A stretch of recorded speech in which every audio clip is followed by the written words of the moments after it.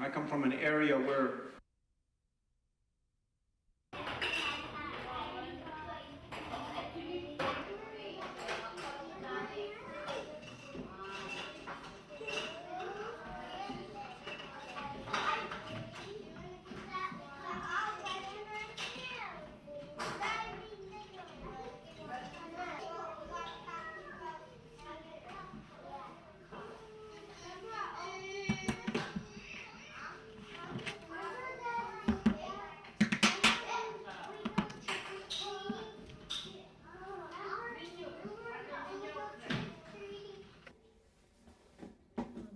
And if you first introduce yourself, do it for the camera and spell your name, and then we'll have you do it again, more conversationally for the interview. You know what I'm saying? Because we want the correct spelling of your name. So if you could just right now, just say your name and spell it. In Inupiaq, most of the people call me Inupiaq by my Inupiaq name, but Okay. my English name is Polly. Whatever is your choice. Okay. Agnik. Okay. Can you say it right now? Yeah. Okay. Vanga Agnik. A.G.N.I.K. Schaeffer. Schaeffer.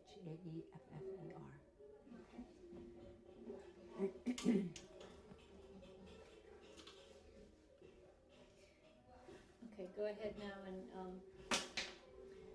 speak for me so I can get your audio level correct. Vanga atira Agnik.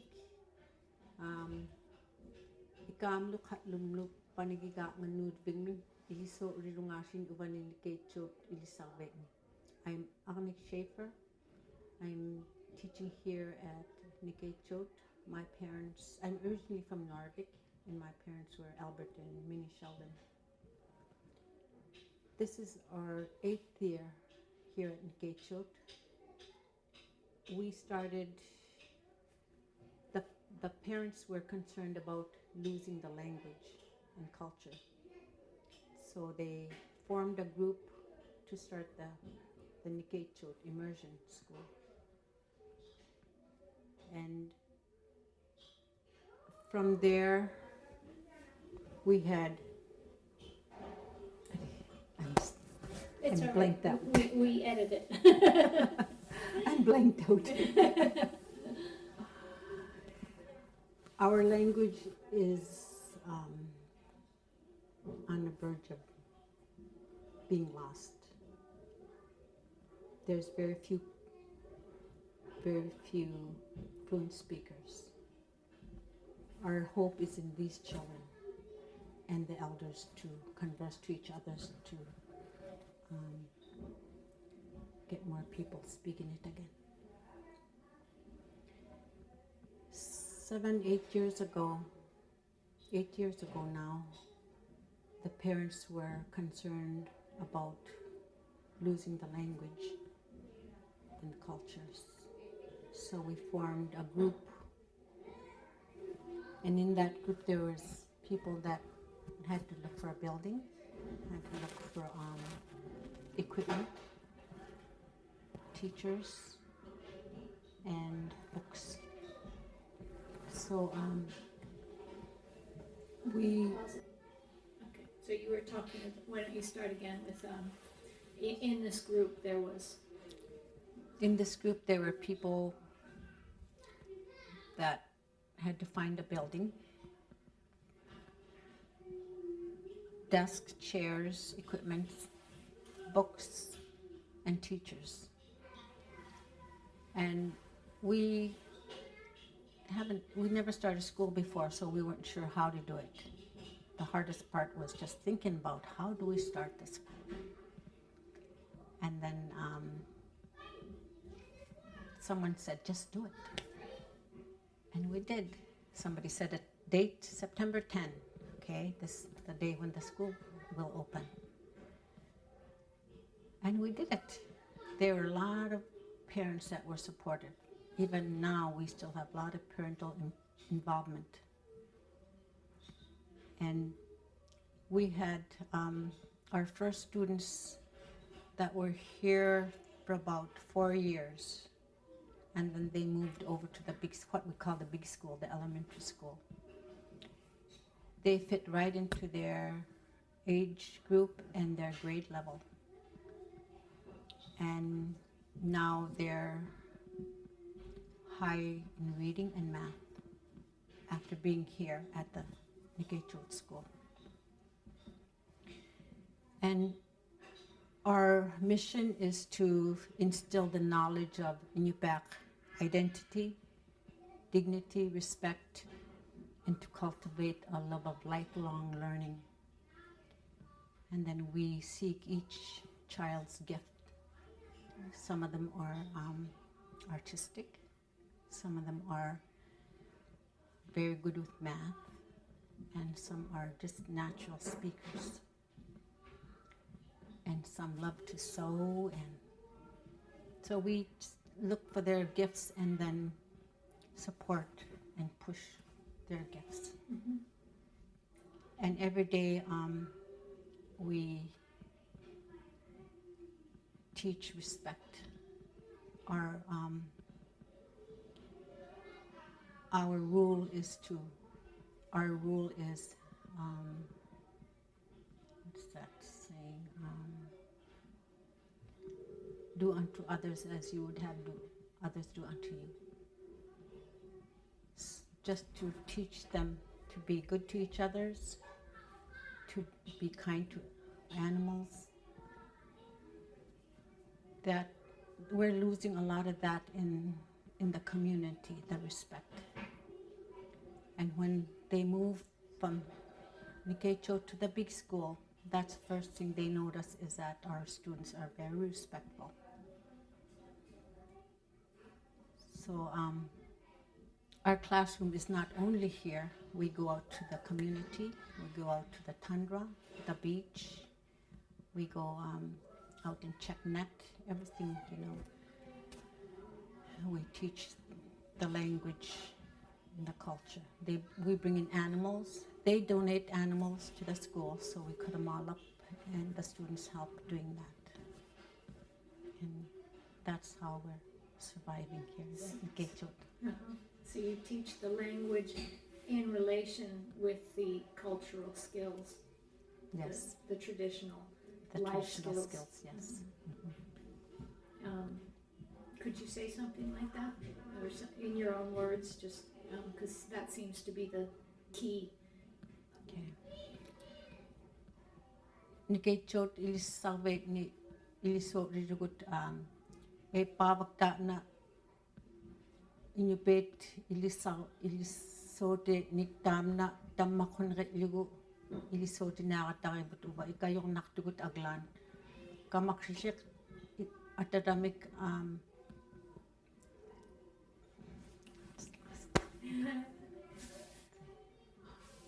kamaksishik uvani Ilisagving mi ta natun atuktin naklugutuk takut tamna kamaksishik una apay sangit vagut atuktuk sogik but avatman.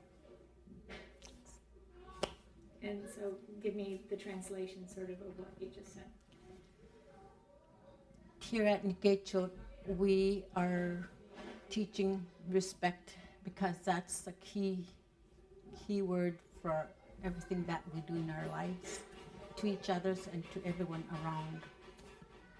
The respect is very powerful. Thank you.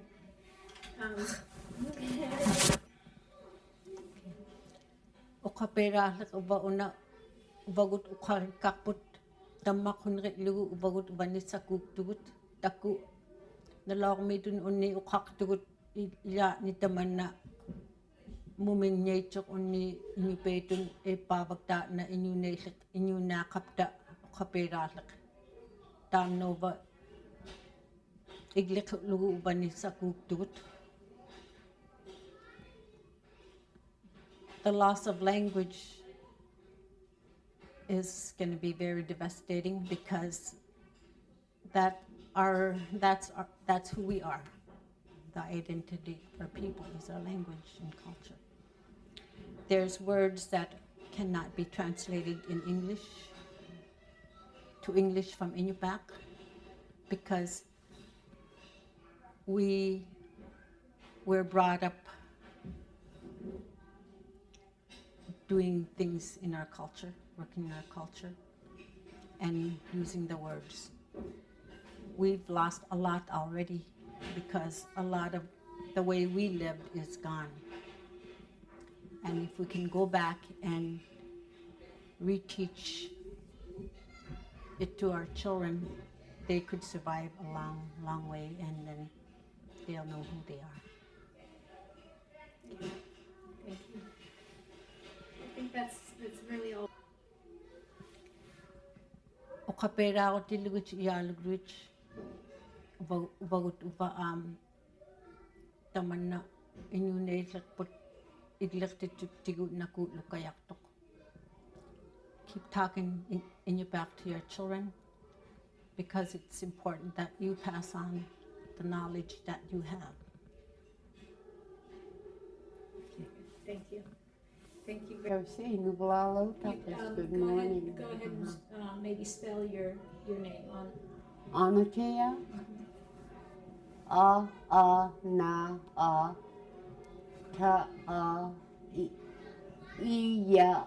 Taeaak. Aana Taeaak. Okay, very good. So go ahead and speak to me, not the camera, and maybe tell me why you got involved in the school.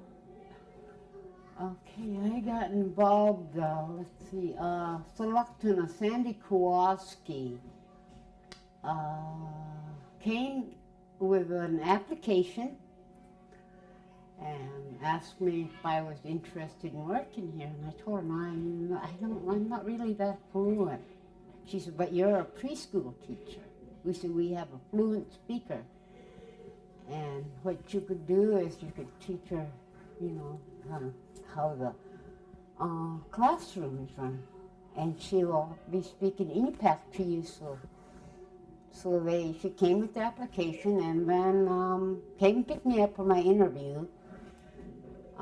The reason why she did that was I had 2 of her older children in daycare in my classroom. So she wanted me to go ahead and she wanted me to teach all 4 of her boys. So the 3rd boy was coming to this program, and so I taught him, and then her 4th boy came. So I taught all 4 of her boys, 2 in English and 2 in Inupiaq. So and that's how I really got involved. I really didn't have that much confidence in my Inupiaq because I had been gone for 26 years total through my lifetime. So I didn't think I was really that fluent. I didn't have any confidence in that at all. But I had a lot of confidence in my preschool teaching. So that's why I got involved. Could you raise the microphone? Were you raised speaking the language? Yes, I was raised across the bay in Sisolik with my grandparents, and all my uncles and aunts had a camp across there, and my mother. And so my grandmother and my grandpa, Yayuk and Ardagak, they took a lot of their grandchildren, and they helped raise us. So that's who really raised me until I don't know how old I was when I moved to my mother's. And you learned a lot of the traditional skills? Yes, I did as a child. Can you say that for me? When I was a child, I need my question. Go ahead. When I was a child, my grandparents raised me, and they raised quite a few of their grandchildren, and we were all raised in the traditional Inupiaq way. So, and you learned the skills? Actually, I did. But I didn't remember a lot of them, but I've been here since the program started. So I relearned a lot of the skills that they had taught me when I was a lot younger. Well, that's a blessing in your life to be able to, for yourself, to read. It is for myself. It really is, because it has made me. I think it has changed my way of thinking to the Inupiaq way, where my uncle, when I first came home from the lower 48, he used to tell me, I'm thinking, you're thinking like a white person. And I couldn't understand what he meant. It took me a long time. In fact, it took me about 2 or 3 years, 3 years after I started working here, that I finally realized there are two ways of thinking, the white man way, the Inupiaq way. And I realized I was thinking the Inupiaq way, and it made me really, it made me feel really good inside. It did. I finally realized what he meant what he meant every time he'd get mad at me and tell me that I was thinking the white, the Maori way. It was quite funny. I mean, it wasn't funny. I just couldn't understand. It took me a long time, but it came back, and it dawned on me one day, and I was so excited. I went over and told Agnik, now I know what he meant. And she asked me, Inupiaq, I told her. She said, who, what? And I explained it to her. She said, oh, I'm so happy. And I would think that perception opens the world. It did. It did. Yeah. Because that meant that I accepted. It took me, I guess, all these years not to accept who I was, but at that time, it did. I accepted my own nationality, or Almost genetics. It was beautiful. It was a different feeling. It was a really good. I finally accepted who I was. Yeah. It would give me chills. It really did me too. It did. That's beautiful. And now I'm really trying a lot harder, I think, after that. Why do you think a language that's close to dying should be fought for and revived and taught to the children?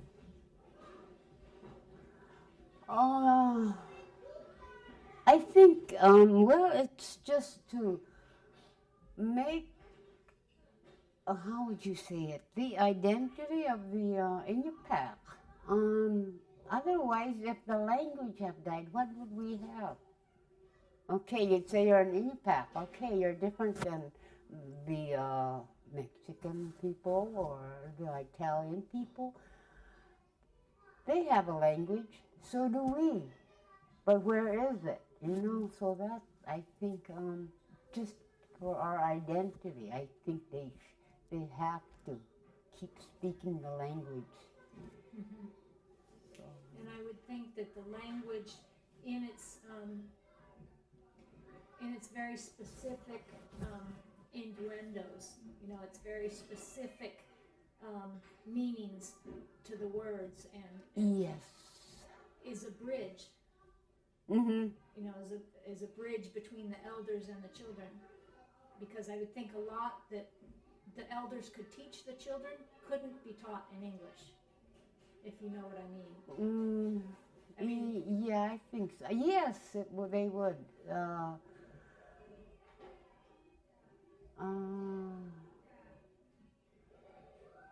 Just the feeling is different. The way we do a lot of touching, and showing, and where the children really don't know, they say, oh, this is blue. It's a kokta, and then you show them a kokta, and it's all hands-on, let me put it that way. It's all really hands-on. We make sure that they see, and then, or if you say Nakanova, okay, here's your head, you know. Nakanaktikli will touch your head, you know. And that's what we do. We do a lot of hands-on and what do they call that? There's a name for it, but it's Kinetic. yeah, but Kinetic learning, the touch. Well, the example of the blueberries, and maybe if you could explain that, you know, that you teaching the color blue and the shape of the circle, but you're also teaching that blueberries grow in the tundra, and their food and their cultural part of your, you know, and so they see it, they taste it, they touch it, you know, it's all your feelings, most of your feelings you see, except the hearing, okay, that's missing one. But they see it, they taste it, like you say, and they eat it. They ate some, and so they know what a blueberry is, and that's the color blue, koktak. And the same way with the cranberries, you know. They saw the differences of the colors and the size, and the leaves, the difference of the leaves that they grow on. So once they see it, when they go out and pick berries, they'll know. If you ask them to go and pick a savic, okay, they know it's blueberries, so they'll pick the blueberries because they had seen it. And tasted it. And tasted it. Is there anything else you would like to speak on specifically? What's important to you to? The children are. I love little children. Last year, okay, when they got me here, like I said, I didn't really have that much confidence in my Inupiaq speaking, but I have been teaching preschool since my daughter was 3 years old. She is now 40. So my oldest children that I have taught are in their 40s. So I taught it off and on all these years, but this past 7 years, this is our 8th year, I have taught the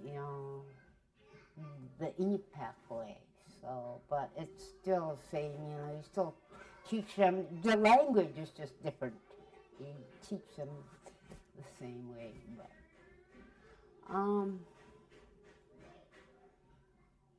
I don't know what else. And I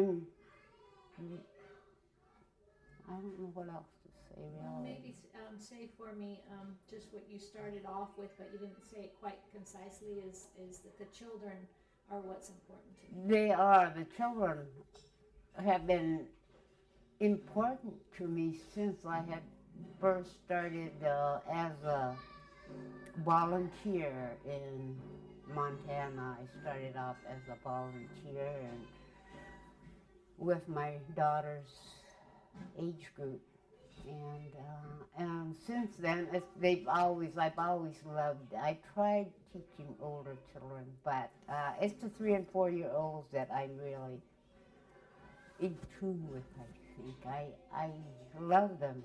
I do. Yeah, very good.